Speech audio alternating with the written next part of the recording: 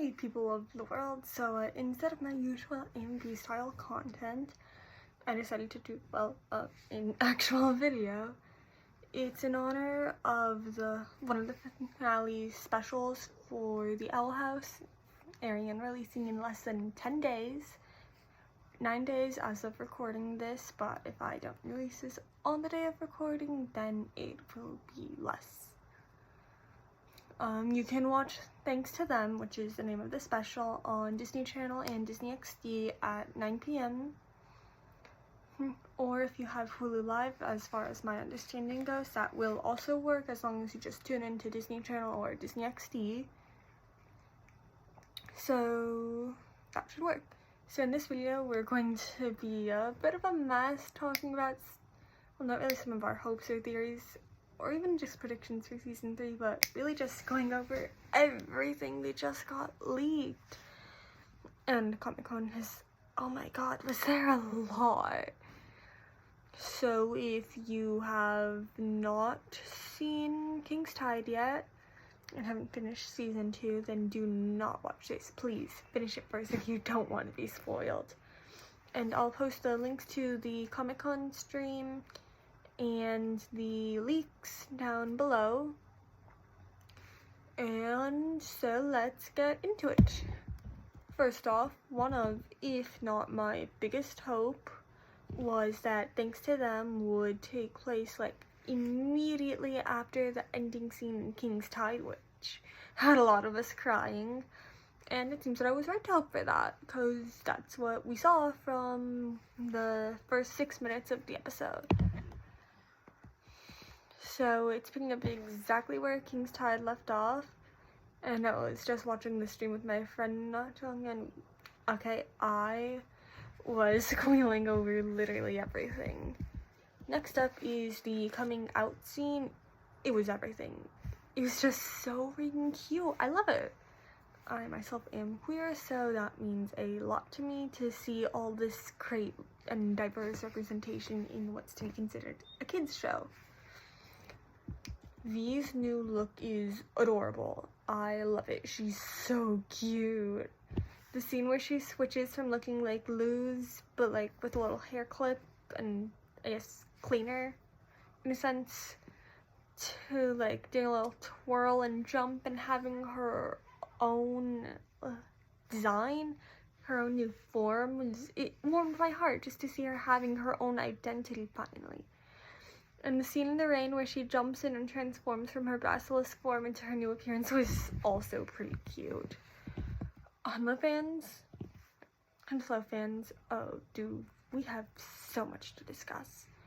First off, when Cissy Jones told us to tune in, that basically confirmed the ship as real and canon. Willow helped Hunter cut his hair because he had that god-awful mullet. And it was actually really cool to see his progression, and his blush was pretty cute. Hunter was so polite towards Camila too. I quite literally paused the stream to yell out to my friend, "He's a polite wet cat!" It was pretty funny, and I loved it when Camila told him to call her by her name instead of Luz's mom. Also, it's outwardly said that he's a Grimwalker and a clone, and basically confirmed that he's a clone of Caleb. There's a giraffe, you guys. Dana said there's gonna be a giraffe. And Gus doing magic to help out Camila with the dishes was pretty cute as well. I love him and Hunter just basically being brothers. Lumity fans, oh, did we good today. Everything from the coming out scene to the rain scene, or when Luz put a band-aid on Amity's hand. They're precious together. On the topic of these two, Amity's drawing of Alador, Edric, and Umra that very purposely excluded Odalia, like a family drawing, said a lot. I guess a picture really is worth 1,000 words. It shows that she doesn't see Odalia as family anymore, because Odalia betrayed them and was really awful to them. And Luz's doodle of Ira in her notebook when she drew the light glyph, desperately hoping it'd work, also said a lot to me. And when Dana said that Camila would see that Luz's safety and well-being is Ira's top priority if they were to meet, which they likely will, it just, it goes to show how much Ida has truly changed. The emotion in Luz's voice when she's talking about how she thinks everyone will hate her for accidentally causing Bello/Philip to meet the Collector and for being in his mind. It gets me every time I keep rewatching that little clip. And Hunter's voice and facial expressions while he comforted Luz reminded me of how he was in season 2A before his face was revealed and he still wore the mask. He was very cocky and sassy, which means Sassy Hunter is back. Another little thing I loved was when Ambi was using her magic to get Camila some tea, and the pin on Camila's shirt was just, I loved it.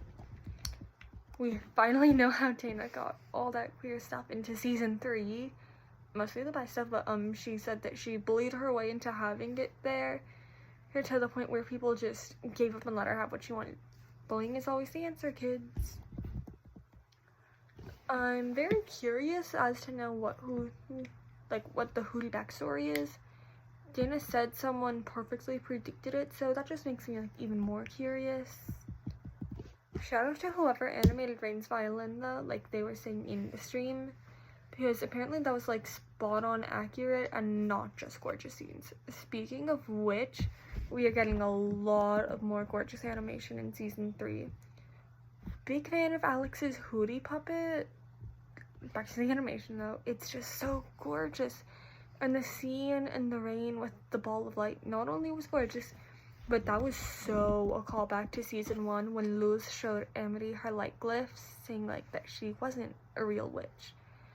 And everyone being protective of V was cute, and I loved Amity and Willow teaming up because it shows that they've also come a really long way. And V and Gus having the time of their lives, just messing around in the rain, it was cute. And Amity's hesitance once again to go into the rain just shows that the Wailing Isles kind of messed them up a lot. The haul with the photos of Luz messed me up though. I love the kids fixing up the shack though. That was likely the Widowbane house from what I've heard from theories. The leaked outfits are so cool. What else does it say? The outfits are really cool, and I just lost it at Hunter dressed like Flapjack. And the Collector is canonically using he/they pronouns, which is very nice.